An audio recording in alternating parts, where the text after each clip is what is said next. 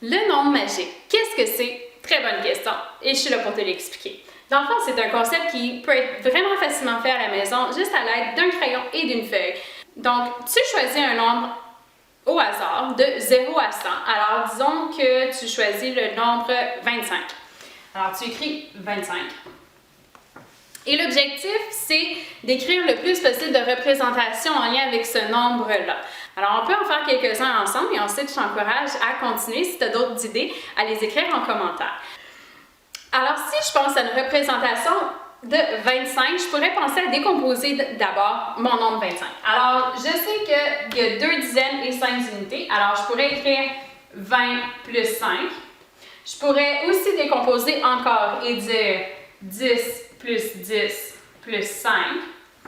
Je pourrais l'écrire. Je pourrais écrire 2 dizaines. Est-ce qu'il y a d'autres choses que je pourrais faire aussi pour représenter le nombre 25? Absolument. Je pense par exemple à un 25 sous. Alors, je pourrais dessiner un 25 sous. Pour éviter de vous montrer mes talents de dessin, je l'ai juste écrit. Tu peux aussi dessiner 2 10 sous. Tu peux le faire avec de l'argent comme des dollars. Alors, je pourrais avoir un 20 dollars et un 5 dollars. Tu pourrais aussi le faire avec du matériel de manipulation. Évidemment, on n'a pas nécessairement du matériel de manipulation à la maison, mais tu pourrais peut-être le dessiner ou juste le représenter avec un autre matériel. Alors, si je veux représenter 25 par du matériel base 10, je prendrais 2 bâtonnets qui représentent chacun une dizaine, donc une dizaine, 2 dizaines, et je dessinerais ensuite des blocs qui représenteraient mes 5 unités. Alors, je dessine 5 blocs qui représentent mes 5 unités. Si tu l'as fait déjà aussi à l'école, tu pourrais même placer le 25 sur une droite numérique. Alors, probablement qu'à l'école, tu aurais déjà une droite graduée. Alors, je vais faire une droite graduée en premier, puis je vais te montrer ça. Donc, par exemple, ici, j'ai une droite graduée. Ma droite graduée, je veux placer le nombre 25. Où est-ce que je le placerais? Bien, j'ai fait des bandes de 5. Alors ici, 5, 10, 15, 20, 25 irait ici. Donc, je représente mon 25 avec ma droite numérique graduée. Tu peux aussi avoir une droite numérique qui n'est pas graduée, puis tu peux placer le 25 où tu désires. Donc, par exemple, si tu as une droite numérique de 0 à 50, tu peux proposer d'autres représentations qui sont possibles en commentaire. Ça peut être des résolutions de problèmes aussi avec le nombre 25. Ça peut être une autre représentation de cette façon-là, une autre addition, une soustraction. Aussi, à la maison, si jamais toi tu fais un nombre magique avec un nombre de ton choix, n'importe quel autre nombre, à ce moment-là, encore une fois, tu peux prendre une photo de ta feuille et la faire parvenir sous les commentaires. Comme ça, les autres personnes, les autres internautes vont pouvoir regarder ce que tu as fait.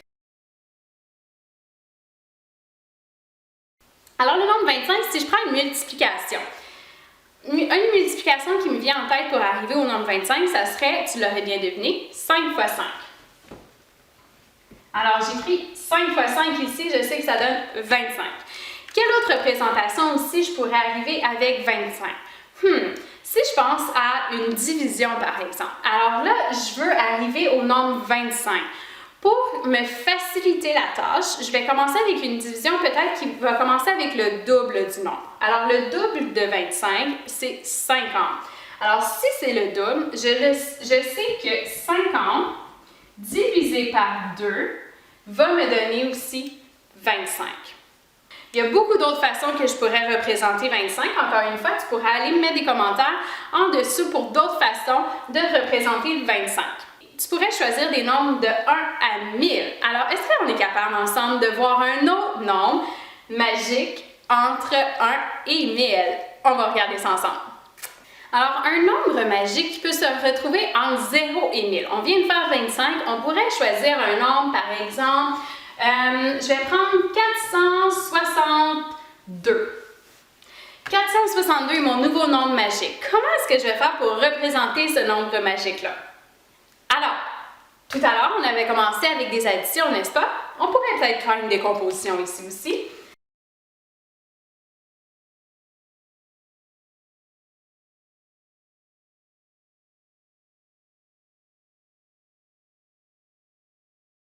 Donc ici, je l'ai représenté par des bases 100. Comment est-ce que tu pourrais aussi le représenter? Écris en commentaire les différentes représentations du 462 que tu pourrais avoir. Ensuite, tous tes nombres magiques que tu as décidé de prendre et de représenter, n'hésite pas non plus à les prendre en photo et à les placer en commentaire pour qu'on puisse les regarder. Inquiète-toi pas, je suis là aussi pour t'aider si jamais tu as des questions. Toi, à ton tour, tu pourrais aussi aller encore plus loin. Donc, on pourrait y aller même avec des exposants. Alors, 25, c'est aussi 5 à la 2. Ouh, n'est-ce pas?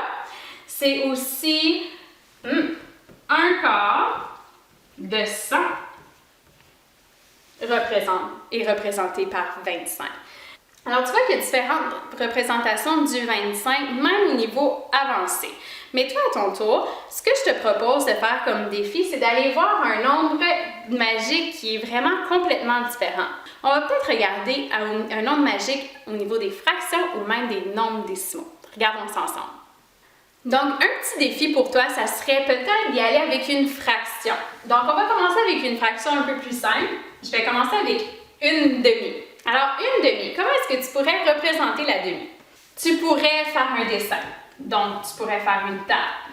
Tu pourrais aussi prendre une droite, la graduer de 0 à 1, puis ça, c'est une demi, ici. Donc, c'est la moitié. Tu pourrais la représenter en pourcentage, n'est-ce pas? Donc, des pourcentages, c'est sur 100, alors ça serait 50%.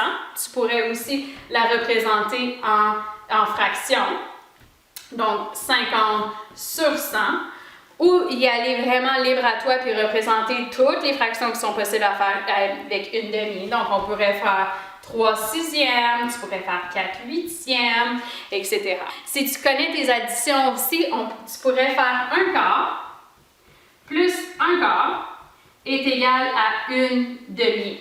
Alors, je t'encourage en commentaire de mettre d'autres façons de représenter le nombre magique de une demi. Et aussi, si toi, tu as fait des nombres magiques à la maison avec soit des fractions, soit des nombres décimaux, je t'encourage fortement aussi à prendre la photo et à la mettre en commentaire en dessous.